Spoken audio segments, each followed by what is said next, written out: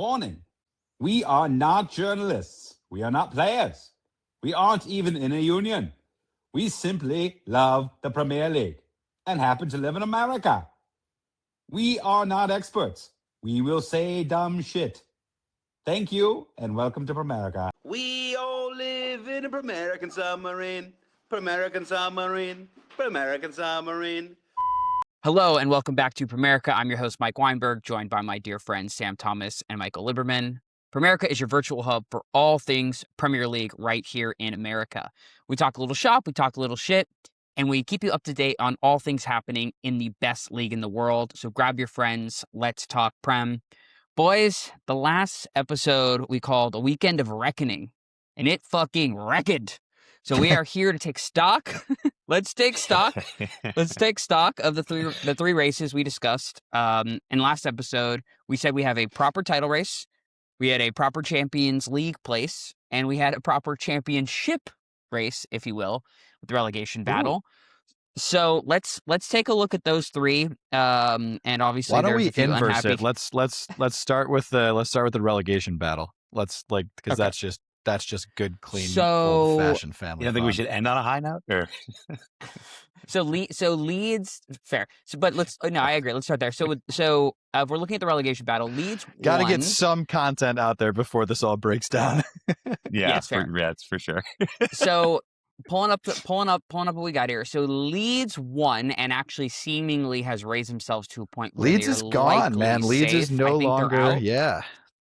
So we're really talking about a scrap of three teams. We're talking about Forest, who drew against Sunderland, or they win. They beat Sunderland. No, Forest came back to beat Burnley 4-1. Oh, I'm sorry, Burnley. They have Sunderland next week. I'm looking at the wrong logo. Right, they beat Burnley 4-1, which is actually crazy. They went on a full-blown tear in the last 25 minutes of that game. Yeah, it was totally cool. Burnley was up 1-0 at halftime, and that game was going on at the same time as the Liverpool match. I'm like, Morgan Gibbs White hat trick, quarter. Right? I'm like, oh my god, 1-0, and then I look back and it was 3-1, and it's a Gibbs White hat trick, and then they won 4-1. Crazy game. Yeah. But this is the thing. Is I know you're going through the teams, but this is why the relegation scrap is the coolest thing ever. Is that Leeds wins 2 games and they're done. That's all you need. They're out. Yeah. They're out.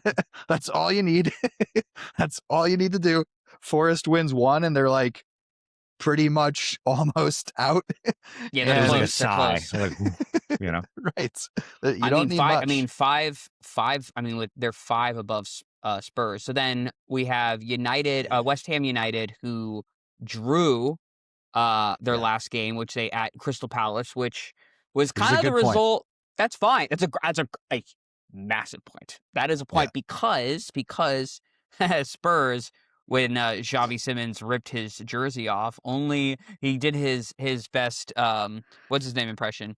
Richarlison. There is no greater guarantee in this sport than if you rip your jersey off. The likelihood of the other team scoring an equalizer goes up by 10.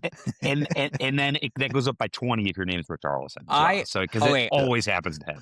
I have a great story about that. I was with my mom in a restaurant and we were sitting waiting for our food, and I was watching that game, and when she ripped her shirt off.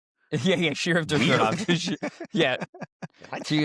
She was pumped. I was watching and I was showing her on my phone, and she was we were watching, and when Brighton scored, I let out a pretty loud scream, and she looked at me and said, "I have never seen you so excited about anything today." I swear she said that. I was like, you know what? I can't wait to tell that to the guys on the show, because it was true. Yeah.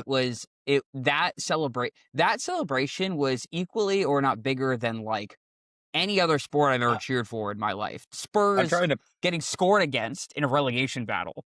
I'm trying to picture the scream in my head. You know what I mean? We're talking about, and I'm not picturing yeah. You know what I mean?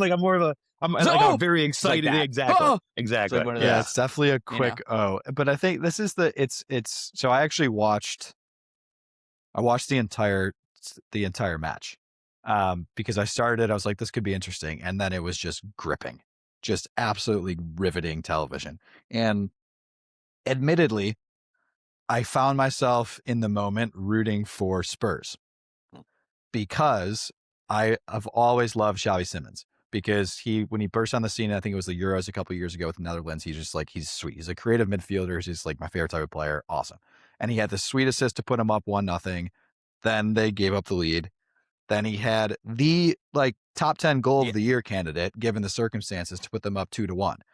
Now, that being said, 76th minute, I think it was, that is disgustingly early to rip your shirt off. Yeah, you can't disgustingly early. And as soon as he did that, I was like, oh, that's not good. And then, by the way, he jumped into the stands. And then, by the way, 5 minutes later, he keeled over with cramps. Yeah. But so the underrated part of this match was that, and Spurs were out of subs, so they couldn't sub him. So the underrated part of this match is for the last 10 minutes, before Brighton gets the equalizer, and then as they are, Xavi Simons is limping around the pitch because they can't sub him off, but he's cramping. So Spurs are playing 11 on 10, and then they give up the goal to equalize. And it was just everything about it. It was as Spurs as it gets. It was as Spurs Yes. as it gets. So Yes. if we look at that then, and we take probably a 3-team scrap at this point, with 5 games to go, and look, Forest 5 games from safety, 5 points from safety feels pretty good. Feels pretty good. Maybe, yeah. But playing Sunderland next though, tough match. It does feel like probably it's a West Ham Spurs scrap to the end here. And I think maybe the thing is I'm looking at Spurs play Wolves next. Yeah. You think that Wolves are officially relegated. You can whatever. But the point is, and it was funny, I was talking to no, they've lost their last 2. Oh yeah, sorry. I'm looking at reverse 4. Yeah. I was talking to Lindy about this yesterday, and because she was like, well, why would Spurs why would De Zerbi agree to go to Spurs now, knowing that they might get relegated? And I was like, well, first of all, he's a really good manager. And second of all, all he needs to do is win 2 games. 2 games. Yeah. So she was like, oh, that's it. I was like, yeah. He doesn't have to set the world on fire. He just needs to win 2 games. And the reality is, the way they played against Brighton last Sunday, I think they looked better. So they did look better. I would actually go out on a limb and say right now, I don't think Spurs will be relegated. They looked actually pretty damn good. Look, you both have been confident saying you didn't think they were going to get relegated, and they have since then have looked pretty poor. Yes, I agree. They looked their best. They've only kept falling down, and now they've been getting worse. So, yeah. But after Wolves, it's at Villa, and then Leeds, and then at Chelsea, and Everton. That is not an easy remaining games when you're talking about. I think the thing that trips me up about them though is that because of the play, I just can't get over the fact if you look at the players on the team. And now that they do have a good coach, the ceiling is high enough to go to Villa and get a result. Whereas for Forest or West Ham, they're not going to Villa and getting a result. Same thing with Chelsea. I think the ceiling is high enough for Spurs to go to Chelsea and get a result. Not the West other Ham's two teams. West Ham's got quite a difficult run here. Very difficult. Yeah. So, Everton next is no. And then at Brentford, then Arsenal, then at Newcastle and Leeds. That's a rough run for West Ham to pull out of their ass. Yeah, that's their fuck. So now we got to look back at. That's gonna be tough. So but still, it's interesting. Moral of the story is it's still fun. It's fucking fascinating because it turns. In what other sport? I mean, we talk about this a lot, but it would have been, I think at the time, Brighton was in 8th and Tottenham was 18th. In what other sport is 8 versus 18 must-watch television with 5 matches to go this season? Well, yeah, actually, I have a point to that, but we'll get to that because it's not until the title race. Let's talk about Champions League for a second, which actually is surprisingly going to be a relatively short conversation since Chelsea has fallen off the face of the earth, and Liverpool, Villa, and United all won. Of course, United beating Chelsea this past weekend. That puts Liverpool 5 points clear of Brighton, who beat Chelsea on Tuesday in the next game, which puts them at 50 points, 5 below Liverpool, which I think you got a pretty certain 5. Now, we have been told by the media over and over again, which I'm still not sure if I believe fully, that if somehow Villa wins the Europa League and finishes in only 5th place, not any other place, then the Prem gets a 6th team in, which right now would be Brighton, or maybe Brentford, or maybe Bournemouth, because it sure as fuck ain't gonna be Chelsea. So that puts you in an interesting position. But I actually think the Champions League battle for at 5, assuming we'll see what happens with Villa, likely has resolved. Looks like it's probably resolved. Does anyone disagree or have a different take on that? I don't disagree. Yeah, I don't disagree. I think this is why last pod I said, don't you lump me in with you. Don't you drag Chelsea in with Liverpool. Well, it's gotten surprisingly, it's gotten quite dark quite fast. Really dark, really over fast. so interesting. But this is how quickly it all can change. Is that over the last 2 match weeks, Liverpool has gone a combined like 12 for 12 in terms of the matches needed between their own matches and the other teams around them. And that's just how quickly it turns. And the last 2 match weeks have changed everything. And so now it's I think I saw like a 90% chance to qualify for Liverpool Champions League. I think the question mark that I have still is like, well, actually, no, it's so far. Villa's run of form is still not convincing, but they squeaked out the last minute win, so now they're like 8 clear. Now, I mean, at the end of the day, like now the question becomes, now the juiciest thing is Villa going to finish in 6th and win the Europa League, or 5th and win the Europa League and get that 6th slot? But other than that, admittedly, the last couple of weeks have definitely reduced this from it was really looking like a 5-team race for this last spot, and now it's I mean, it's definitely over for Chelsea also, because one thing to keep in mind here is that Brentford, hold on, let me say my point. Brentford, Bournemouth, Everton, all these teams now we just played our 34th game on Tuesday. So everyone else has a game in hand. Oh. So we are now a game behind as well. So I just got to say, like, I mean this with love, but I kind of said this to you before Chelsea's last match. Like, when you are talking about if your team's going to qualify for Champions League and you say the words Brentford, Bournemouth, you've already lost. We're fucked. I mean, if you're worried about those teams, I think we're out of Europe. I think we're out of Europe. I think we're going to fall out of Europe too. So I think there's a high. All right. I mean, dude, we are sliding. We said we weren't going to slide into. We said we weren't going to slide into depression. I don't get details. Save us. But it's hold the So, okay, you're on a terrible run of form. No one's going to deny that. Okay, you have Forest next. Okay, if you can beat Forest and then Brighton loses to Newcastle, which is a very, very good club, you jump Brighton again.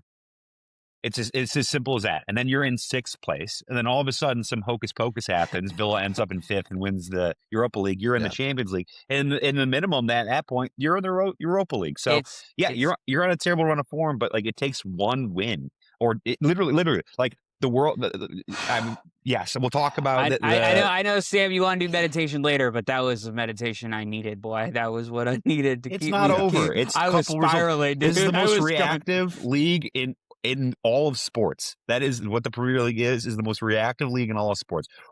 So before City, right? We lost 2 games. Hold on. Pause. Let's transition to the title race. So just before you do this, let's set the scene on that, because good. You got this was lovely. We're all helping each other. It was the right time. You just took Weinberg out of his spiral, and now I will pause you quickly as we put the structure around yours. Around yours. My spiral. So the structure. It's the most reactive league in the world, right? Yeah. It's the most reactive league in the world. If you actually look at form, right? Before the last 2 matches, it was win, win, win. Before the last 2 matches for City, it was win, draw, draw. And then all of a sudden, they've won 2 in a row. We've lost 2 in a row, and everyone's going absolutely bonkers. And like, for good reason. It was a massive loss. It was tough. It was a tough watch. But if you just look strictly at the numbers, like, title race is absolutely still on. And you know what? Like, I'm not gonna lose hope until it's all completely over. Like, has it been a bad look? Absolutely. Like, has it been what the entire footballing world around Arsenal has been cheering for? Absolutely. But you know what? Like, at the end of the day, it's 2 losses. Oh, yes, Sam.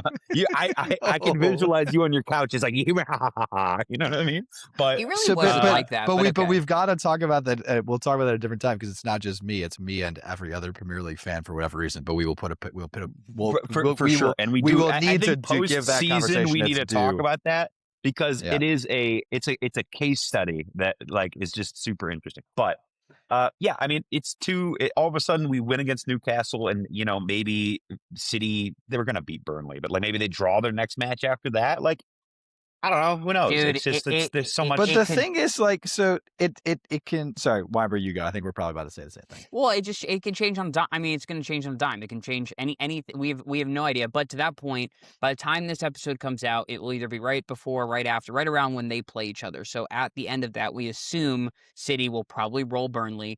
But let's also look; they'll be even on points if they win, and goal differential right now is only 1 point up for Arsenal. So depending on what that scoreline is, it'll either be perfectly even one. I mean, we will likely turn into as meaty as it could possibly get for the last 5 games. I mean, it could be an absolute insane. Now, both teams are still in cup considerations. Arsenal is playing Champions League next week in the semis. City is still in the FA Cup, which is smaller, but it's still added games. So there feels like an absolute pretty even amount. Now, Champions League's more intense and more important, but we're still talking about just how much they're playing. I think there's just a lot. Who fucking knows? Any version of this could happen in any direction, which is why we love Totally. this sport. They could Like, lose to Burnley today. I mean, totally. who And fucking I'm knows? not go- Crazy shit I'm not gonna happens. I'm not gonna front. Like, was I depressed as hell after the game on Sunday? Yes, we know. Yes. He was I done, questioning everybody. my fandom? Was I questioning my Done. fandom? Absolutely. But you dust yourself off, you pick yourself up, and you keep going. I mean, what else can you do? I mean, I still like that you say that, the fact that you were still winning the Premier League and you were in the Champions League and it was done. Could You be were worse. done when you Could be could worse. still win both cups this year. But this Could is be worse. Leagues. this is you and Arsenal as a fan base Just and made the our point. media involvement in Arsenal as a fan base are case in point of this sport and why it's different. It's because like we say this a bunch and like unless you like follow the league, you don't really understand. You kind of just think we're like blowing smoke. But the reality is that the media impacts outcomes in this sport. They don't impact outcomes 100%. in any American sport. They just try to kind of hang out of the coattails of the stars and report on shit and do that. But like the media makes things happen in this sport. They got 100%. Weinberg, they got your manager fired, which more and more is looking to be a disaster. Honestly, they might. Right. And it's the media has gotten, well, I won't go through all the different examples. I was going to say a Liverpool example, don't need to. The point is that they have created desperately since City beat Arsenal in the EFL Cup final. The media has tried everything possible to create a title race. And as such, they know that, okay, to create a title race, we need to pump as much Arsenal bottling it and as much City as the Masters of the Universe content as we possibly can. That is what they have pumped in to this world for the last 3 weeks. And guess what? Agreed. City looks like Masters of the Universe and Arsenal are currently bottling it. Now, all that needs to happen is something that gives the media a different story. City draws today at Burnley. Guess what the media narrative is going to be for the next week? Oh, maybe this isn't the Pep teams of old, the teams you could just roll with and win. Maybe it's this stuff. Like, this is how quickly it changes. For sure. And your point is spot on, but there are certain teams that the media just likes to pump up a little bit more, and there are certain teams that the media likes to push down a little bit more. And City, they like to pump up, and Arsenal, they like to pump down. So I agree with you. You're absolutely spot on. But I do think the narrative changes depending on who the team is that they're talking about. I disagree. Pretty dramatically. I disagree. But I think that's why the narratives exist in the first place. Because that's like the point I'll of give narratives you a place. perfect example. Last year, the media loved tearing apart City. Last year, the media went so far as it was like Pep's legacy is tainted because look at how far this team has fallen just because Rodri got hurt. It wasn't actually Pep. It was Rodri. Like, Pep doesn't know what he's doing. Pep can't guide this next young crop of teams. Like, that was the narrative all of last season. They were shitting all over them. Now, admittedly, to your point, I do not know why Liverpool was media darlings last year. So I will admit that. But they shit all over City and Pep last year. So it's not like there are protected teams or not. Like they kind of were like going after his legacy last year. Yeah, I mean, okay, to a point, but everyone also was like, but they're going to rebound and they're going to be back. Like that was also sort of the narrative around City, especially towards the end of the season when it's like the summer, and when Pep was confirmed he's coming back and all that. Like there absolutely was a lot of buzz around like City. They had a down year, but they're going to be back. Don't you think? Why were you gonna say? I would say I was going to wrap it up, but I to answer that question, I don't. My recollection is I don't think they thought that City was like going to be like rebounding at the same level. I mean, I think a lot of it was Liverpool should repeat likely, and Arsenal will probably challenge them, Yeah, and then Chelsea and 100%. City will be battling it out for fourth. Like or for third and fourth. I don't really remember that at all. Yeah, I think that that's was what I was it. gonna I say. think that's That was your. I think exactly the narrative. The narrative was actually Liverpool is going to cruise to the league title because they won the league yeah. last year and then spent the most anyone's ever spent. And Arsenal will be in the running again. It'll be Liverpool versus Arsenal. That was absolutely the narrative heading into the season. So Yes. So let's it round just this shows how out. quickly this all can change. Let's round this out. Yes, and I think that is the perfect end to this section. We've got less than 5 weeks left of this sport, and we are about to be, in theory, let's see what happens. It could change today. What happens, and we could be in a like absolute thrilling for. I think the Champions League is probably not as thrilling, but the champions, Yeah. the championship, win, getting relegated in the championship or winning the championship, winning the Prem, I think is going to be probably most interesting. Now, one thing that we don't do often. Let's do. I was gonna say because I'm going the same place you are, but let's just kind of finish this with like let's each pick a team to highlight of just like let's just talk about a team. Just quick highlight. Who is a team that we've just kind of fallen in love with this year outside of our squads because of what they're doing.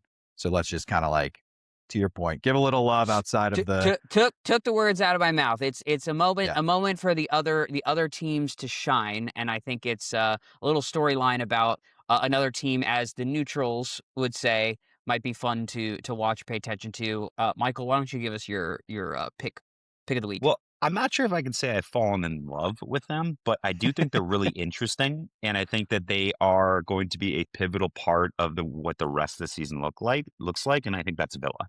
So Villa, as we were talking about, was sort of the squeaky third wheel for a while, was absolutely in the title race towards the middle of the season, ended up falling away, but has really, and for a while looked like they were going to drop completely out of Champions League, but have sort of started to recover their form a bit in recent weeks. But they play a lot of really pivotal teams. I mean, they're playing Fulham next, who's never easy, and then after that they got Tottenham, who obviously is right in the middle of the race, and then they also play Liverpool and City. So they have they're going to have a say in basically what happens for the relegation, Champions League, and the Premier League for the rest of the season, and it's going to be interesting to see. And outside of that, like we were talking before, there's still a chance they win the Europa League, end in fifth place, and then that sixth place becomes what we think. We're not sure because the scientists are still waiting to get back to us about it. That sixth place becomes Champions League. So I mean, they really kind of control the destiny of a lot of different teams, and I think they're going to be very interesting to watch throughout the rest of the season. No, I love that. There's probably no singular team that is interconnected in every little piece of what's going on as much as Villa is. That's a great point. I love that. And do you think that a huge piece of that is Unai?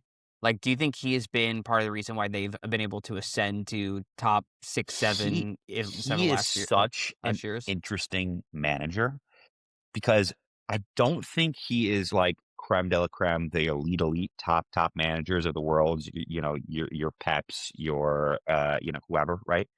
But I think he's a right below that. I think he's a rung just right Well, below you picked that. like the number one, but yeah, keep going. But I'm saying, like, I think he's not like the two. greatest manager in the history of the sport, but But he's number two right there. or 3.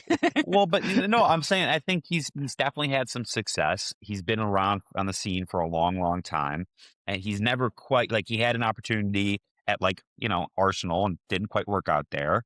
But Villa has been sort of a perfect match for him, and he's done incredibly well with them. So yeah, I definitely think Unai has been a factor, but I don't know. I bet you they win the Europa League. Honestly, that's kind of his bread and butter. I mean, he wins the Europa League. If you've looked at the teams in the Europa League, it's not necessarily the peps of the Right. the different Right. leagues. Sam, do you have a different take on that? Yeah, I think he's a great manager. He's done it. He also won a couple league titles at PSG. That was what he did before he got the Arsenal job. The only place he's been to that didn't work was Arsenal. So sometimes I actually look at things in reverse of like, all right, if you succeeded every single place, but then you haven't succeeded in one place, I'm not taking this to be an Maybe it just wasn't the right comment. fit. I'm or just the saying right, like right it setup. just might not have been the right setup for you. Okay. We'll love that. Yeah, I think the squeaky wheel thing, the fact that they haven't squeaked their way, didn't fall off and stayed on, was impressive. They really like picked themselves up at the end of the year. I'm gonna go ahead and pick Brighton. I had the pleasure of watching them play my Chelsea Blues yesterday in a horrific game. But if we look at Brighton in a team that came up about 10 years ago, and I just found out that 2 years before they came up, they actually finished 20th in the championship, and they picked themselves up by their bootstraps. They got 2 years later, they get promoted, and now 9-10 years later, I think they're a really fascinating team from a bunch of different points. They have the youngest manager at 33, which is like really, really, really, really, really young. I mean, that's just like wild to be as good as they are. They are known as a team and as an organization that turns out great players that they've been able to sell over and over again. And they keep seeming to bring in new, really great talent. So they seem to be a great team that has a really solid structure around them. So it was impressive to watch them. They are fighting for Europa League. I think they're probably a little too far down to push for anything above that, but it could be one of those miraculous if Villa falls below Liverpool, and it does happen. Like Brighton has a outside shot of maybe ending up in Champions League, and I think they're a fun team to watch. Even watching them beat my team, it was enjoyable to see them play. They're good. They're a fun team. Yeah, they're a super fun team to watch. A couple things. They also have more points. And so this is like as we've all talked about, the biggest part of the season, right? Where the pressure is the highest. They have more points from the last 5 matches than any other team in the league. They've won 4 and drawn 1. So they have more points than anybody in the last 5 matches. You talked a little bit about the consistency of like their system and stuff. Part of that is because unlike virtually every other team, especially virtually every other non-top 6 team, they've only had 3 managers in the last 10 years. That's incredible. It's just been Graham Potter, De Zerbi, and now Hertzler. Wow, and all great coaches too. Really good objectively at this point. So that is a massive part of the key to their success. I mean, it speaks to their scouting, both for players and for managers. Clearly, I mean, they pick them well, and they are elite at finding sort of those talents that are in maybe lower leagues or in different parts of the world, bringing them in and then elevating them, selling them, and then using those profits to keep it all going. They're really the best at that. I think it's a perfect example of, we talk about it a lot, but you look at the great organizations, the ones that are well structured, the ones that are well put together versus the ones that are not and they're toxic. And you can see which ones are creating opportunity and which ones are not. And we talk a lot about managers, we talk a lot about players, but the structure above them is everything. I mean, it's so important, and it's so finicky all the way up and down the line for each of these teams. All right, Sam, who you got? Round us out. Mine is Sunderland. Sunderland to me is just a fascinating case because Sunderland and a lot of the more, I'd say, casual or American Premier League fans came to rise to fame because of that documentary, Sunderland Till I Die, that came out like 10 years ago and followed their progression of getting relegated from the Premier League and then the following season getting relegated down to League One. And then the documentary stopped being allowed to film. Surprise, surprise. So that was everybody's first introduction to Sunderland. And then they kind of they hovered for 4 years in League One. And I think everyone kind of forgot about them a little bit. And then came up to the championship 4 years ago. And then had a incredible, I'm looking back at their championship years. They finished in 6th. They lost the playoff semifinal. Then they finished in 16th.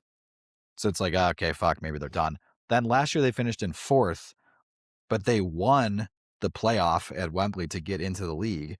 But usually that kind of is like, okay, they weren't like the number 1 or number 2 automatic qualifiers. So you're like, okay, they're going to come up and like struggle and maybe they'll get relegated back down. They've been in the top 5 for the first half of the year and then comfortably in the top 10. I think right now at 11th is the lowest they've been all year.